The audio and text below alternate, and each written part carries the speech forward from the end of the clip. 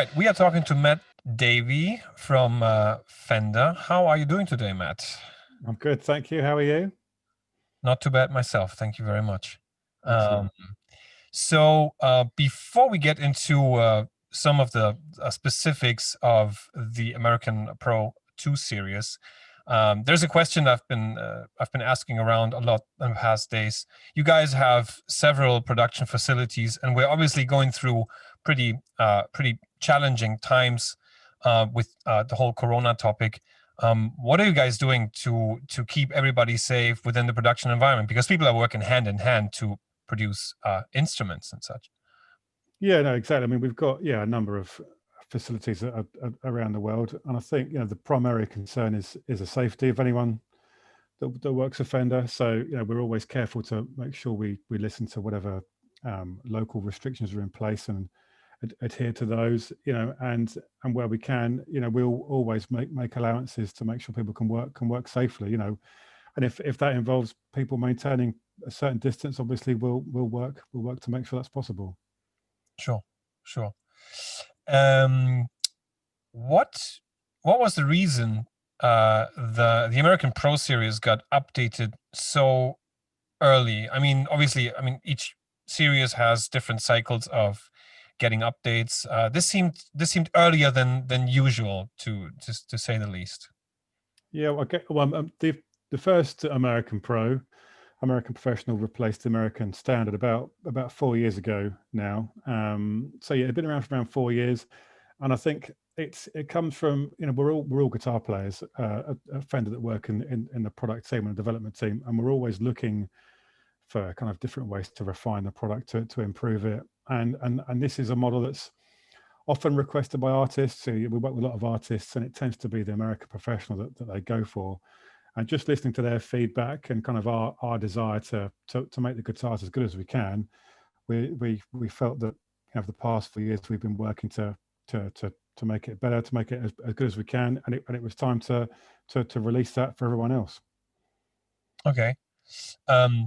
Can you tell me a little bit about the challenges that come with that? I mean, you're on a frequent basis reinventing a certain classic design that people know for decades now, and that has to be a challenge. Can you tell me a little bit what the approach is to say, okay, we want to go to the next level? How are you going to do it? Yeah, I think you've always got to be mindful of the history of the brand and what people's expectations are of the instruments. There's certain sounds, certain feels that a Strat and a Tele or a P or a J bass have, and I guess it's bearing that in mind whilst at the same time listening to what players want in the current time. So a lot of the changes are relatively subtle, but they're kind of it's the whole package really that kind of gives you the instruments, a whole system, and how it works together. So on the American Pro 2, we've looked at right down to the finish on the neck. It's a new kind of supernatural finish. So it's like a satin urethane, really comfortable feeling. And that combined with things like the rolled fingerboard edges makes it really, really comfortable to play. It's just little things like that you kind of little refinements you make, and over time different players' tastes change, and it's reflecting that as well. Can you tell me a little bit about the VMod 2 pickups? What kind of thought process was behind updating to VMod 2, and maybe explain a little bit what the concept behind the pickups is? Yeah, so they came out VMod on the first American Professional, and it was a way of kind of bringing out as much of the voice of each string as you can. Normally a pickup has the same magnet types across each string. So if it's a Strat, obviously it's got six pole pieces. So the VMod uses different magnets within one pickup. So you have some specifically for the bass side, some for the treble side, just to kind of maximize the voice of the guitar across each string. And then the VMod 2 takes that a step further. You know, each set is kind of calibrated for those instruments. And we looked at things like, you know, the differences when you're prototyping a product. You know, you're making a one-off pickup, you see how it sounds. How do you transfer that into a method where you can replicate it over and over again for each of the instruments that you're making? So it was looking at how the different winders work, you know, even right down to how the kind of the wire is wrapped around the magnets. Just again, just refining it, making sure we can replicate it each time, so each customer gets the same great experience. You mentioned that you're obviously getting feedback from players, from artists, people who work with these instruments on a professional basis. With that feedback, how many people are then involved into making the changes, into changing the design, improving things? How big is such an R&D team working in updating a series? Yeah, I mean, it obviously involves a lot of different people, right through from the kind of the product team who have the ideas. Then you have R&D. You know, there's a number of people that work for us there that kind of make models to begin with of the products. And then we also take feedback and we ask questions of all the different regions across the world where we supply the instruments. So, you know, we obviously have an office here in Europe. We have offices out in Asia as well. And it's listening to all of them, you know, and we go through quite a long process to develop the product and get feedback, test it out, you know, draw on what people think, what their opinions are of the spec changes we make. So it's a long process, and it involves a lot of people. Talking about changing things, improving things.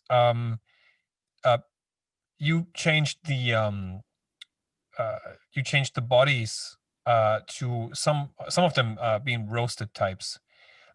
These roasted or cooked or baked, there are different terms for it. These things seem to be very popular in the past couple of years.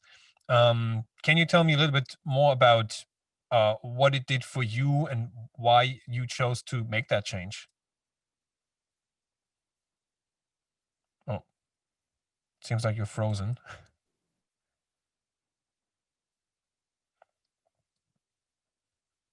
Can you still hear me?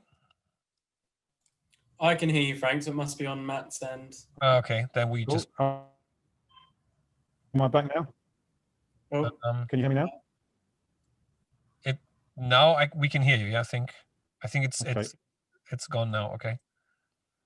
I don't know what that was. Maybe the kids watching Netflix downstairs. Yeah, taking up all my bandwidth. Let me close everything on my computer just to make sure it's not me having something open. Let me get rid of that.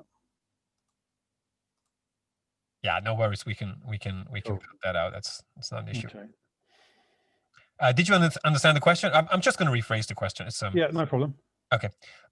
So you've made the change regarding the body wood to some roasted type. I think it's pine, if I'm not mistaken. And that seems to be a pretty popular thing, baked, cooked, roasted woods, and it's all kind of fancy. What was it that made you do the change to that roasted pine?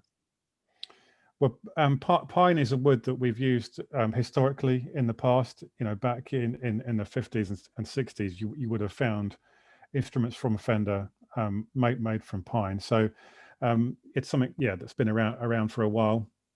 And we recently used it on the anniversary Esquire from this year, and it was really well received.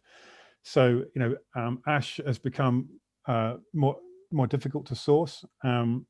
And so we wouldn't be able to, you know, use that on American Professional too. So we looked at other woods we could use, other woods that have kind of, you know, some good character to them, perhaps some unique grain patterns to make them really attractive. And pine, you know, as I said, is historically something that's been used in the past. It sounds great, you know, it can be really light, really resonant. So we thought it was a good option for this series. Yeah, you mentioned something there. The sourcing of woods and materials is becoming a challenge.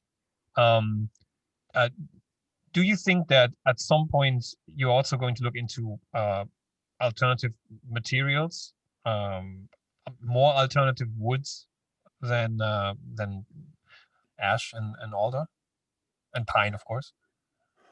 Yeah, I mean, we're quite involved with projects like that, and I think you have to be open to it.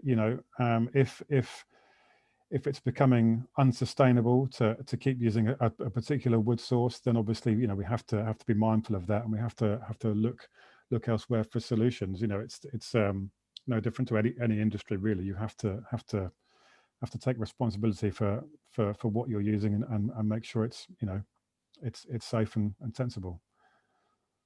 So I think we will go on to look for other woods. I think there's a long history of Fender using different types of wood throughout history, throughout our catalog. So there's lots of different things we can draw upon. I'm asking because there have been some companies that went out and used completely different materials like Richlight and whatnot. So that's why the question, if you might ever consider exploring a material that's maybe not a typical wood, or not a wood at all. I think that would depend on the time and also the series that you're looking at. It may be that we develop a guitar that particularly lends itself to a completely different type of material. But yeah, that's something in the future that I don't know. I guess we'll have to think about it as it comes up. Right. Okay, so I think that was my last question actually. Thank you very much for all the information, and stay safe, stay healthy, and I hope to see you very soon. And you, thank you very much. Thank you.